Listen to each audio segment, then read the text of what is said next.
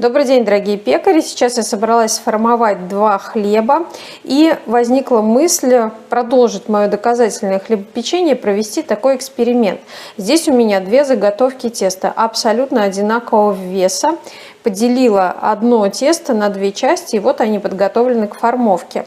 Я собиралась расстаивать вот в таких корзинах. Размеры корзин у меня, посмотрите, есть отдельный об этом сюжет, это 21 сантиметр. Вот здесь корзина большего размера, 25, по-моему, если я не ошибаюсь. Но посмотрите, у меня есть сюжет о размерах. И я хочу сейчас сформовать в две разные корзинки вот эти две одинаковые заготовки и показать вам, насколько влияет размер корзины на конечный результат. Я всегда говорю о том, что корзинка должна быть тесновата, и у нее должны быть высокие бортики, чтобы минимальная была возможность у заготовки теста расплываться в стороны, и чтобы она росла только вверх. Вот в этой корзинке у нее будет возможность чуть-чуть поплыть вот сюда в стороны, потому что она великовата для этого теста. Ну, давайте начинать формовать. Сформовала два хлеба. Обратите внимание, здесь прям тесно. У меня заготовка вплотную к краям. Здесь свободы побольше. Здесь не критически огромная разница. То есть я не взяла багетную или там для батона форму. Но все же свободы здесь побольше. И давайте оставлять на расстойку. Где-то часа через два увидим, насколько будет разным подъем. Если он будет, конечно же. Я пока не знаю, это эксперимент. Завершается расстойка, прошло время. Давайте посмотрим, как выглядят мои заготовки. Видите, это заметно больше по размеру в длину, это заметно выше за счет более тесной формы. Сейчас отправляю выпекаться. Выпекать буду одновременно на стальном листе с подачей пара, чтобы одинаковое время была расстойка, одинаковое время и режим выпечки, чтобы можно было потом сравнивать окончательный результат. Все, отправляю выпекаться.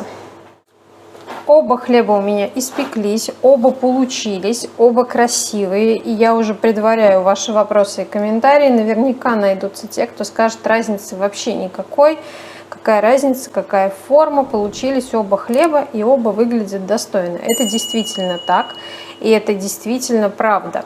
Но если мы будем рассматривать детально, далеко не все готовы вообще вдаваться в детали. Хлеб получился, и ладно. Если мы будем детально рассматривать, давайте их сравнивать. По площади основания тот хлеб, который был в более длинной, скажем так, форме, больше.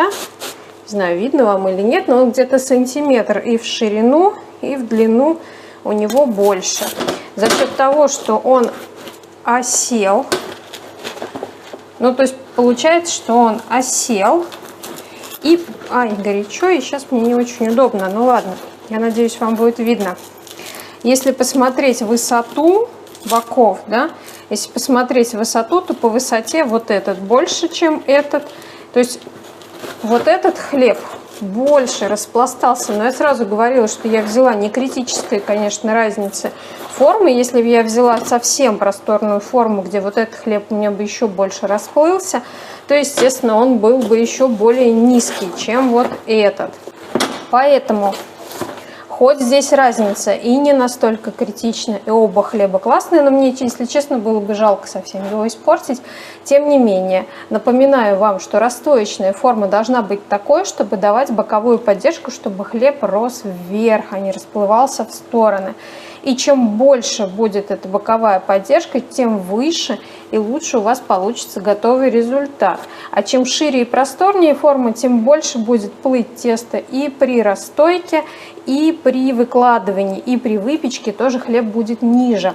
И еще один нюанс. Здесь у меня достаточно плотное тесто, влажность его 75%. Если бы я взяла тесто влажности выше, и себе на будущее учтите, если влажность теста будет выше 80, то эффект будет еще гораздо заметнее. То есть тот хлеб, который тесно растаивался, будет выше, а тот хлеб, который растаивался свободно, будет ниже и приземистее. На этом все. Рецепт этого хлеба вы увидите в другом сюжете. Подписывайтесь на мой канал и на другие мои ресурсы. Приходите ко мне на курсы. Будем погружаться в большие подробности.